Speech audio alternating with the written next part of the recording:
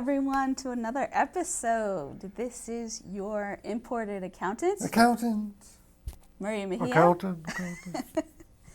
And next to me here is... Oh, I don't know who I am today.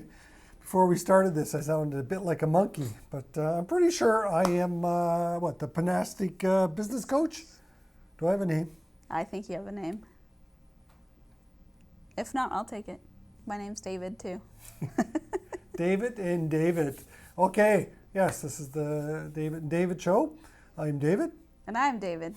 You know what? This kind of brings us to actually what our theme, or what I wanted to talk about today is maybe changing who you are, or figure out what your mindset is when it comes to making and building your business.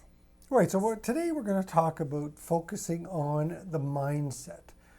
It's a deep topic. We can go down many rabbit holes, but we're going to try to stay focused and touch on some key points on how you can possibly shift your mindset, or even ask yourself, do I need to change the mindset or what I'm focusing on as I build this business? So let's go with, what is the general mindset that people have when starting a business? Well, usually it's enthusiastic, right? Enthusiasm, optimism. Like that's kind of the mindset maybe mindset in that scenario isn't exactly what we're talking about, but that's sort of where your mind goes at the very beginning of starting your business. Oh, this is very exciting. It's all new. The potential is unlimited. Because you haven't started into the trenches yet. You haven't had any roadblocks or any no's, that type of stuff. But when you are setting out at the beginning, if we want to talk about that, the mindset needs to be positive for sure, but it needs to be a realistic positivity. Realistic positivity. I don't know, I'm trying to create a word here, but it's clearly not working. Now, the realistic part of it is that you definitely are going to run into roadblocks or pitfalls and all that kind of stuff. And that's where the mindset really holds true. That's when you find out really what your mindset is when you run into a roadblock. So what is your knee-jerk reaction? Where does your mind immediately go to when you're knocking on the door and you've got your fifth no, or the fifth slam of the door, the proverbial slam the door in your face? Where does your thinking go? That is the real truth on where your mindset is at the beginning. Yeah, another roadblock that could help you figure out where your mindset is when you have to buy something, such as like a website or a package of some kind, if you're using some software and you can't exactly pay for it, afford it at the time. Like, what are you thinking? Like, are you starting to get stressed? Are you starting to worry? Are you double thinking what your decision was? Like, oh, did I do the right thing? Striking out on my own? Like Dave said, what is your knee-jerk reaction? Where did your mind go? What's up next? I like that too, because the roadblocks are, getting the no's and so on, but it's also whatever the expenses that you need to incur to build your business. Whether it's AdWords, whether it's building a website, do you do it yourself? Do you pay someone to do it? Do you have a budget for it? And what I would suggest that, especially in the beginning, a lot of times we just talk about the beginning, but this could sort of at the startup stage, but this can apply no matter where you are in your business, your entrepreneurial journey, is how creative can you be? Usually you only have a certain amount of budget for different aspects of the business. So how do you make that budget go further? Or better yet, where should you focus the budget on? You can look at, you've got your website, you've got AdWords, you've got put the newspaper ad in there, just for example, or you've got your, do you print up some postcards? What other types of advertising that you can consider and go, well, where should I be focusing this on, right? You know, we've talked about target markets in the past, so I mean that's immediately where you should go to. Is, you know, who is your target market, and how do you get that message to them? But when we're talking about mindset as well, is like, okay, so what is it that you're going to be putting out there? Like, what is your message? Is it you know, just buy from me? Are you there to help people grow their, you know, improve their life, whether it's through a business purchase, a service, or is it a commercial product that people are buying? Is it enhancing their life? Like, you got to think about those types of things. How are you going to be presenting it as well? Yeah, because you have to have confidence in yourself, confidence in the product or service that you're giving to other people. And if you have like employees or contractors, confidence in them that they will give the same product or service that you're wanting to have be given. Something that kind of comes to mind is when I started, back to, you know, people starting their entrepreneurial journey, you know, when I was in university, I didn't think of myself as an entrepreneur. I thought those people, you know, had to be like those tech billionaires, the Bill Gates, the Mark Zuckerbergs that were just, you know, rebellious and, you know, had the drive to always do something different, do something new. And it wasn't until I started my business with a friend of mine that I realized actually I do have the mindset of an entrepreneur. I'm dedicated, I'm focused, you know, I work hard to get things done. And so sometimes understanding that every person, every entrepreneur, their mindsets are different, and yours doesn't have to be, you know, over exuberant and out there. You know, you can have a good, strong mindset internally that will also grow a business. Right, and what I'd like to add to that, you know, whether you're in startup stage or whether in year 5 or 6 of your business, where is your mind at that moment? Are you going, okay, you know what, this is the way, let's go back to the landscaping business, this is the way landscaping business has always been done, and this is always the way I'm going to do it? Or are you willing to step back and go, okay, what is it that how can I look at this differently? If I want to be a leader in your individual market, you need to think about, okay, if I'm going to do that, I need to change some things. Now, whether it's a product or service that you're offering or not offering, it could be the way you're delivering the product or service. It could be even just the messaging out there, the education. You know, do you even have any education around the products and services that you're offering? Because if you take a look at the landscape of your target market, If did you you will. get that? If you will.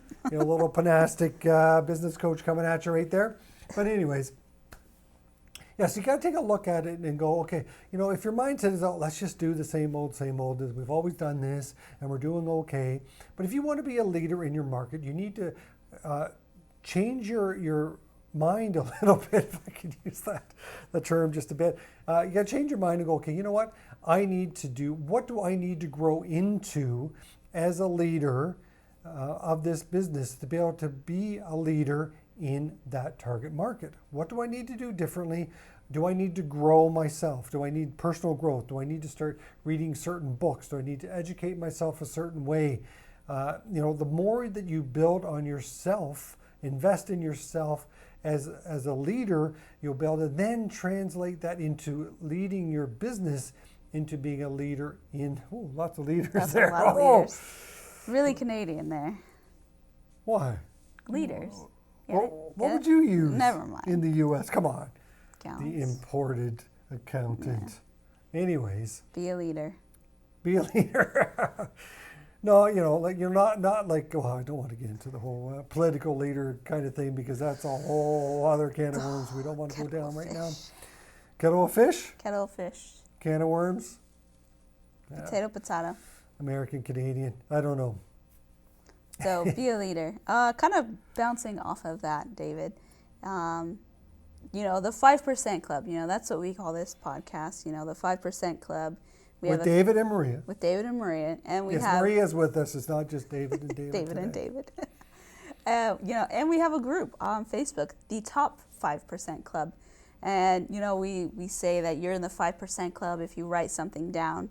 But also, the 5% club in a business isn't just the person who, writes down their goals and gets it done, but it's also the people who have the mindset of wanting to change the landscape of the business, who are wanting to change how outside people, how clients see that industry, sees that business. It's the person who's willing to break the mold that that society or tradition sees it as. So being that leader, having that mindset of a leader instead of just being Joe Blow landscaping down the road, you are the leader of that industry. Right, and one of the clients I've been working with recently, he's a chiropractor. I may have mentioned in the past, but we took a look at what what his business looked like and looked like now, and what he wanted to look like. And we said, okay, let's roll up the proverbial piece of paper, crumple it up, throw it in the garbage, get a new piece of paper out there, and start saying, okay, what can it look like? We already know what it typically looks like out there, but let's scrap that and think about what could it look like? How can we improve it? What things can we do differently to deliver the service, even just to deliver? I mean, the service itself, it's a little bit difficult to change that specifically, but the way the patient consumes that experience is what we were able to work on. So even from just walking in the front door, it's a much different experience than any other chiropractic clinics around.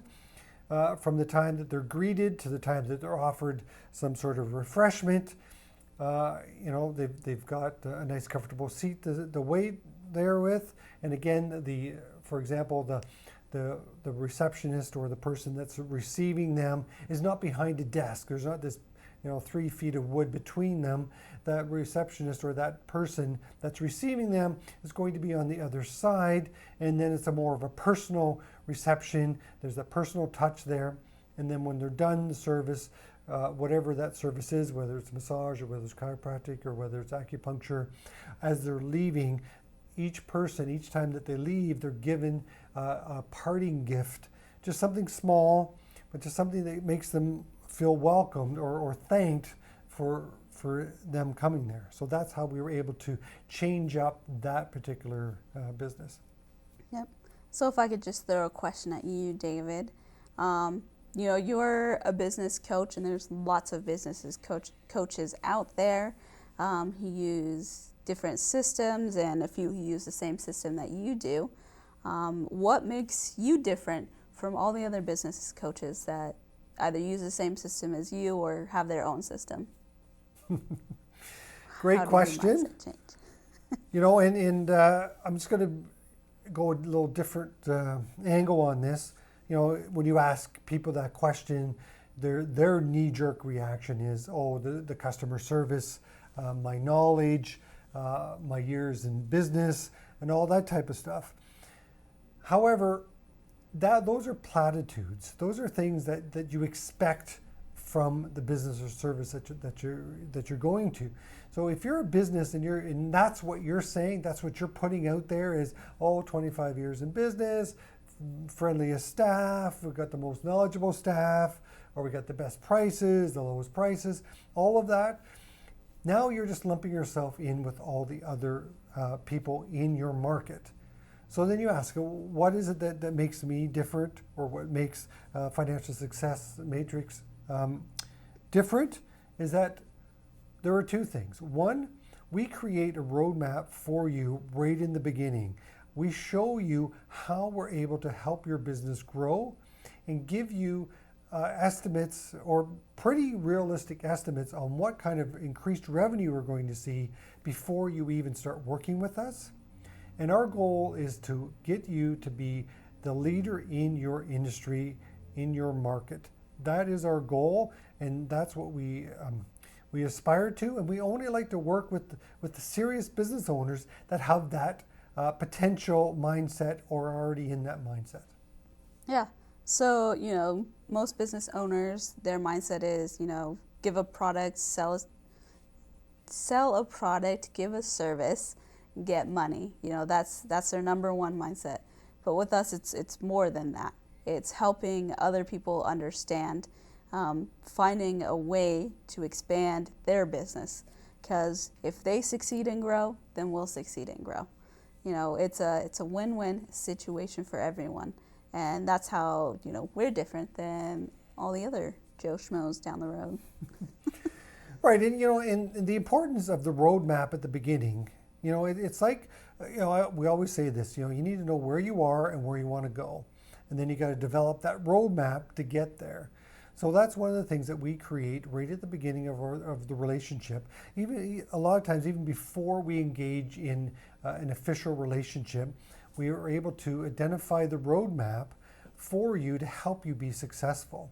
And we find that so important because a lot of business coaches will go out there and they promise you that they've got promises on how they're going to build your business and so on and so forth. We will show you right at the beginning the areas that we're going to be able to work on with you, the untapped revenue, untapped potential in different areas of your business. So before we even start, that there is definitely a return on working together with us. Mm-hmm. So we've talked a lot about, our own personal mindset and kind of a little bit of employees, contractors' mindsets. Does maybe the mindset of family members, since a lot of people we work with are, solo entrepreneurs and things like that, they are the main force behind their business. Does familial, such as, spouses or children, does their mindset have to change being in a kind of an entrepreneurial family? I pause a little bit and chuckle because this could be one of those proverbial can of worms here. Usually, I find that there are two types of familial Yeah. Support. One is 100% against it, which can be obviously a negative, and then there is the 100% for you, which at times can be a little bit of a negative thing as well. And let me explain. A lot of the times, entrepreneurs, especially when they get going, we are a little bit a different type of breed of person, right? We're just built a little bit differently, and a lot of times the spouse in the situation is not entrepreneurial in a mindset or even in spirit. So it's very difficult for them to understand what it takes to be able to run a business or start a business to begin with. So that's where you get the over-enthusiastic one that can kind of fill your heads with too much optimism and too much positivity. I know the pushback is, oh yeah, we need positivity and so on and so forth. Right, but we need realistic positivity, right? We want to make sure, we don't need the spouse going, oh yeah, I know you're going to make $500,000 this year. Oh, I so much believe in you. You can do it. Rah, rah, the cheerleader in the corner, so on and so forth. And then the entrepreneurial one goes, oh, that's great. Yeah, I know. Maybe not $500,000. Maybe I could do 400,000, and so on and so forth. And they get into the first year, and they're ready to do they got their books done, and they look at their income statement, and they go, I made $25,000 last year.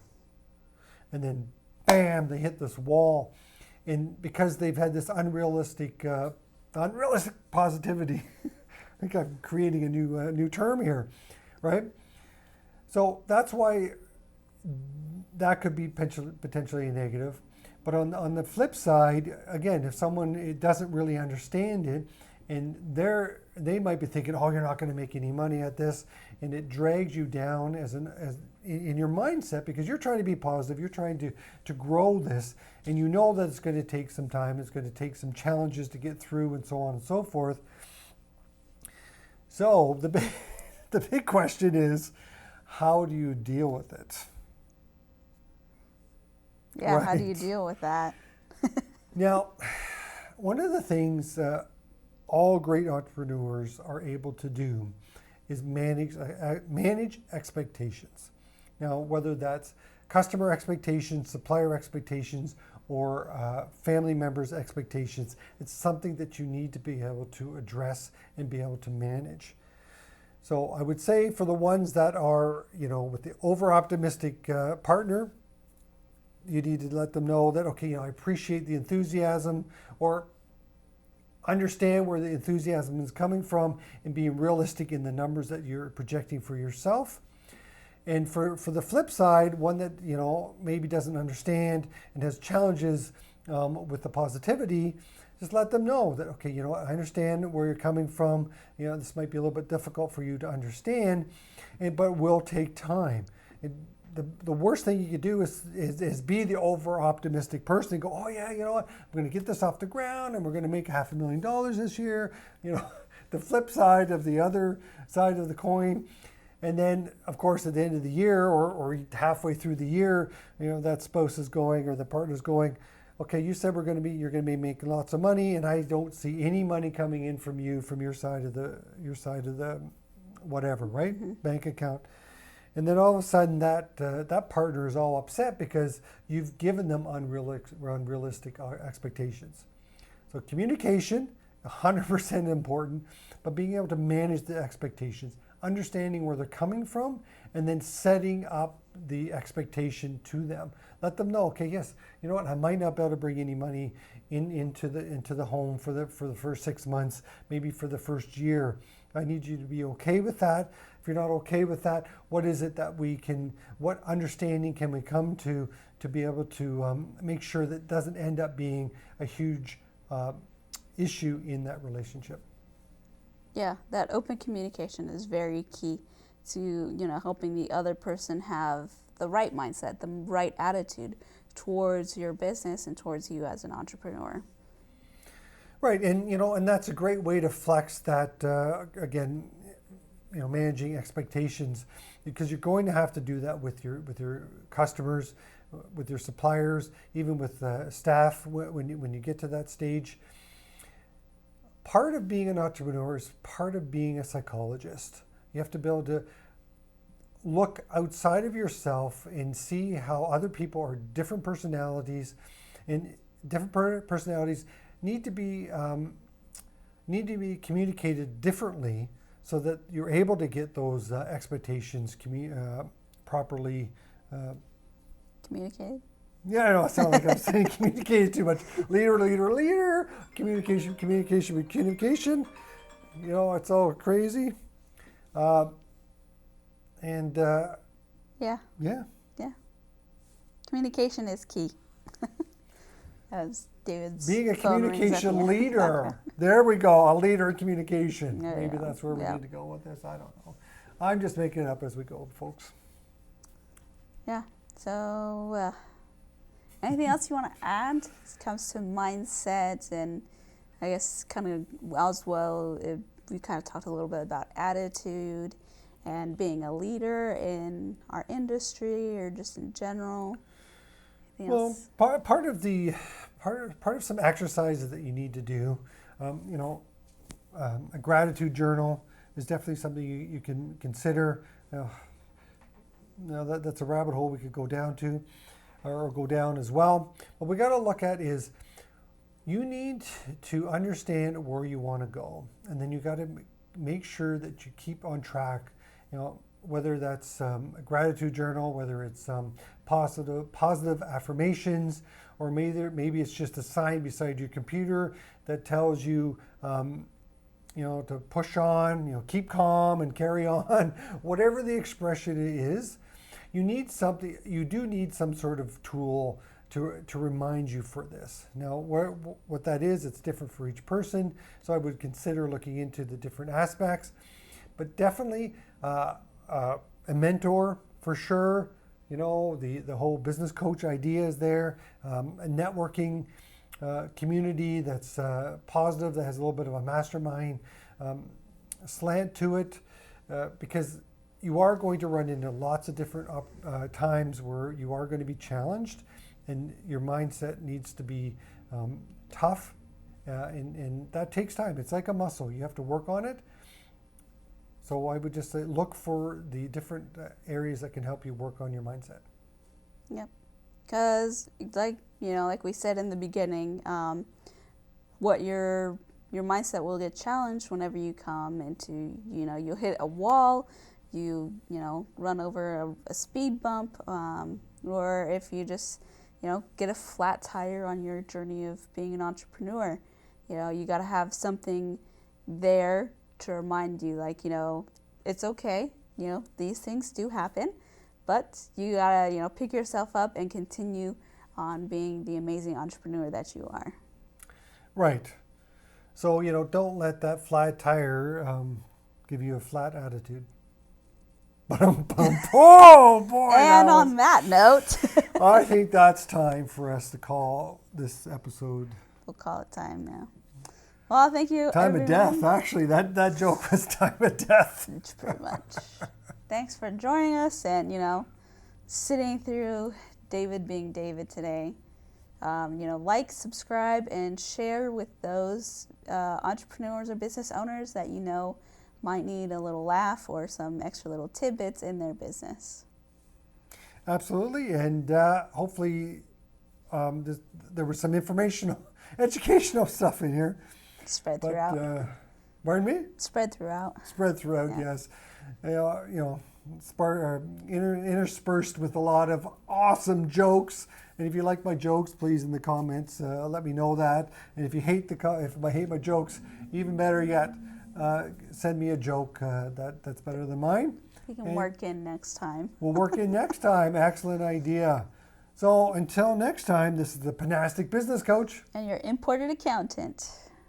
Cheers. Signing off.